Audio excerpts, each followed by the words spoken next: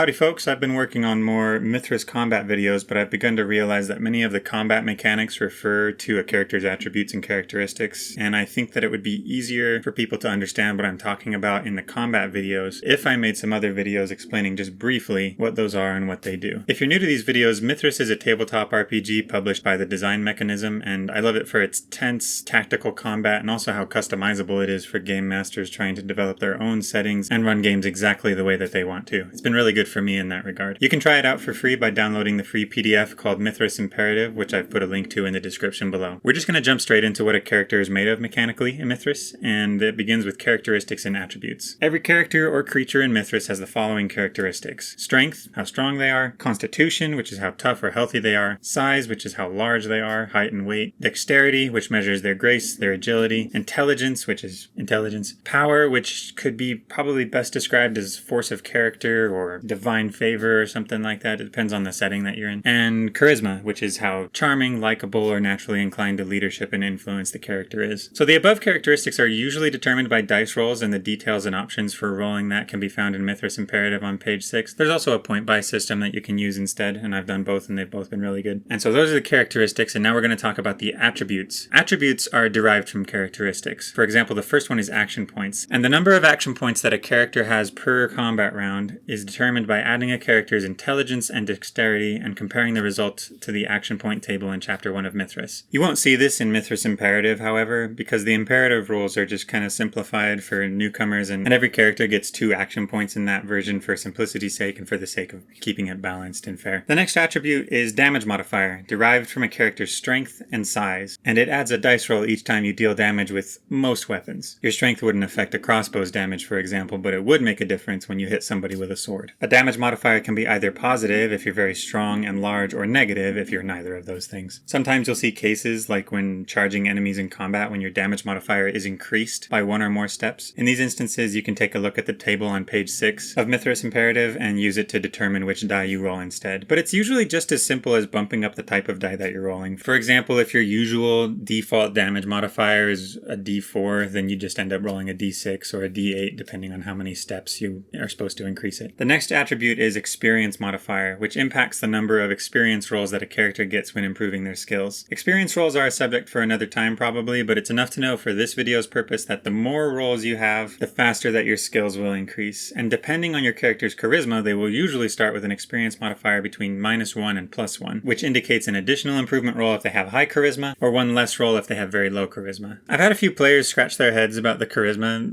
being the main contributing characteristic that determines how many experience rolls that people get. And the way that the book describes it, it's basically like if you're very charismatic, you make connections better, you network a little bit better, you get people who can help you with things more easily, and that's kind of the justification for increasing the experience modifier using the charisma characteristic. Okay, the next attribute is the healing rate, which is determined by a character's constitution, and it dictates, among other things, how quickly your character will recover from injuries. The wound system in Mythras is actually one of my absolute favorite parts of the game, and a big part of why I made the jump over from Dungeons & Dragons a few years ago, but that's a subject for another time. Your height and weight are determined by your character's size, and while you get to choose from one of 3 body types, lithe, medium, or heavy, and these give you greater control over your character's weight, the height range that your character falls in is usually within just a few centimeters. For example, any humanoid with a size of 9 will be between 156 to 160 centimeters. For Americans like me, that's a range of 5'1" to 5'3". Your hit points are the next attribute, and you might remember if you watched my combat demonstration video that hit points are tracked per body location: head, chest, abdomen, right and left arm, left and right leg, and that's all done respectively. You don't have one big hit point number for your whole character. The number of hit points that you get at each of these locations depends on your constitution and your size. You'll find that the larger parts of the body, such as the chest or abdomen, have more hit points than the smaller bits of your body, such as the head. Your initiative bonus is determined by your dexterity and your intelligence, and is added to your initiative rolls whenever you enter combat. The higher your initiative bonus is, the more likely it is that you will have the first move in combat. Luck points are determined by your power characteristic, and these enable you to re-roll dice in certain circumstances, or forcing an opponent to re-roll dice as well. You can cheat fate by making a second attempt at a skill, or you can save yourself from what may have been a major wound and downgrade it to a serious wound instead, maybe saving your life or preventing you from losing a limb. Magic points are used to cast magic spells, and these are directly equal to your power characteristic. If your power characteristic is 7, you've got 7 magic points. And finally, the last attribute is movement rate, and it's not a result of any of the characteristics like the previous ones. Every character just gets a flat rate depending on what species they are. For human characters, your walking speed is always 6 meters per combat round, which is about 5 seconds, so that's about how fast you can move. It's about 20 feet for Americans like me. And that summarizes the basic characteristics and attributes of a character. Obviously, the skills, passions, family relationships, social standing, and equipment all play a big role as well, but at least now you hopefully understand the basic physical and mental qualities that your character is born into the game with, or the hand that they're dealt by fate. If you enjoyed this video, first of all, thank you, and also please consider liking and subscribing so that other people can find it. You can also subscribe to our Patreon channel where we post game development updates for our video game projects, which include behind-the-scenes documents and meeting recordings. And lately also, for those of you who are interested in Mythras, I'm also running a play-by-post game which is called While the Gods Were Sleeping, in which my players are traversing a dangerous wilderness to find a new home for their families and friends who have lost their home to war. I'm posting the play-by-post updates on Patreon as often as I can, and we've had a shocking amount of success at making the play-by-post format work, moving it at a good, quick pace and keeping everybody engaged, and it's been really encouraging and I've really been enjoying it. And it seems like the players are enjoying it as well. I mean, they're all posting a lot and they're all laughing about